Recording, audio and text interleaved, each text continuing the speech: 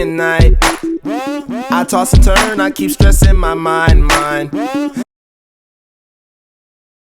guys, Victor here, back with a brand new video. And in this video, I really want to talk about the co-main event of UFC 249. Dominik Cruz versus Triple C Henry Cejudo. Now, this is definitely one of the most interesting matches on the card, not just because of the two men that are just fighting in it, but it's a clash of styles. It's an interesting one just because both of these men are wrestlers. Dominik Cruz, he's a wrestler. Cejudo's an Olympic gold wrestler of his own caliber, so it's definitely going to be interesting to see if both these men would like to wrestle with one another.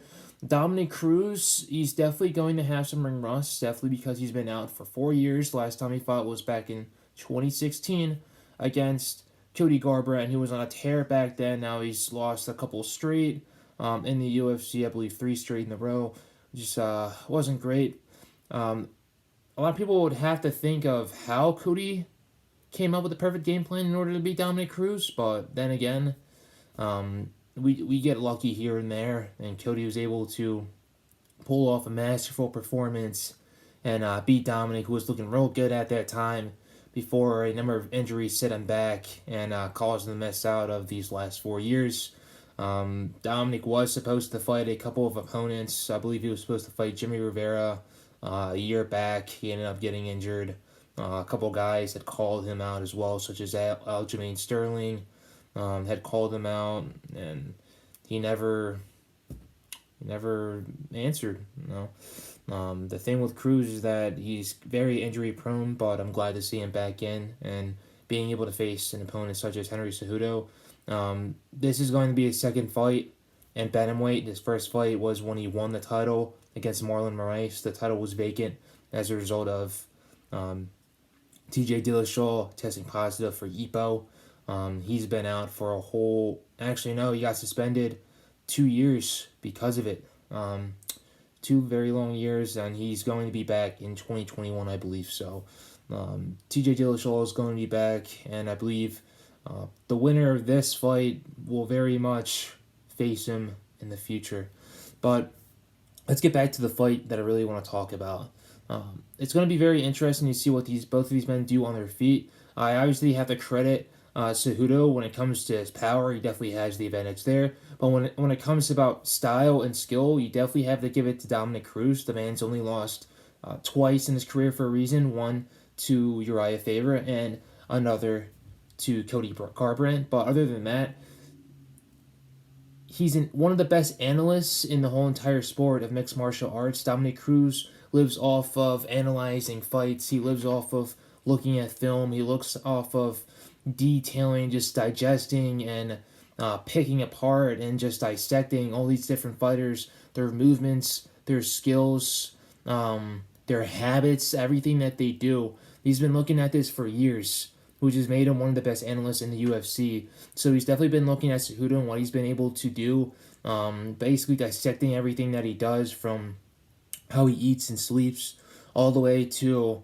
how he conducts himself within the octagon, the advice that his cornerman gives them after each round, etc., etc. So it's going to be interesting to see how Dominik, how he approaches this fight. Is he going to be cautious just because of his problems with his knees and all the other injuries that he's had in the past, or is he going to go full throttle and really try going to get his title back for the third time?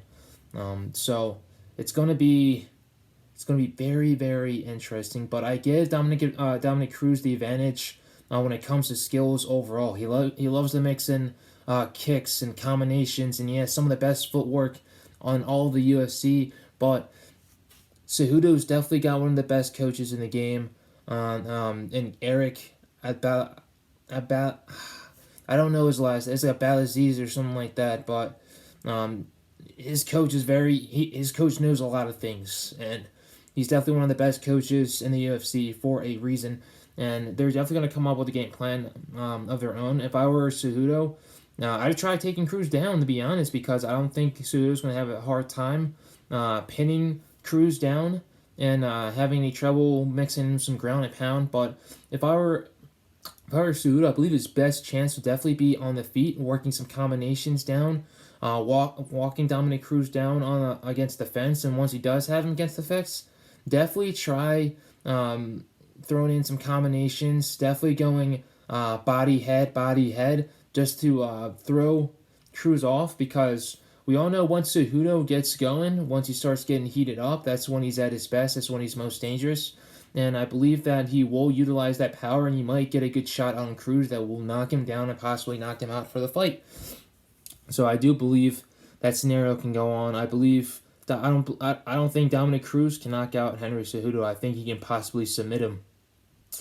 And I know Cruz does have a good background with Brazilian Jiu-Jitsu. He's an overall UFC fighter. He's an overall MMA mixed martial artist. He has all his skills and all the credentials that a fighter would need in order to become successful within the sport of mixed martial arts. And you can say the same thing for Cejudo, but I don't believe he is a finished product yet. I still believe the best has yet to come, and he definitely will be tested against Dominik Cruz. He wanted this fight. He wanted a lot of other guys as well, but if we all know Triple C, the guy's a little bit of a nuthead. But he's definitely going to prove his worth this time next week, and I can't wait to see this fight. But that's basically it when it comes to breaking down the fight between Henry Cejudo and Dominik Cruz. I do believe that the wrestling isn't going to cancel out each other. Cejudo's definitely going to have an advantage there. If it does go to the ground, I can definitely see Cejudo getting out of some troublesome situations, hitting some reverses, and just using his Olympic wrestling background in order to help him out if it does go to the ground. And I can see Cruz utilizing some really good footwork and slipping and diving through some of the strikes that Cejudo might throw his way. So it's going to be a chess match between both of these fighters. And I say that this fight goes to a decision. And I'm not going to say who wins just because this is most likely going to be a close fight, but it's going to be a great fight overall, and I can't wait to see it. And I hope you guys are too. So stay safe, guys. Stay blessed. And I will throw out another video very soon in the future. Later.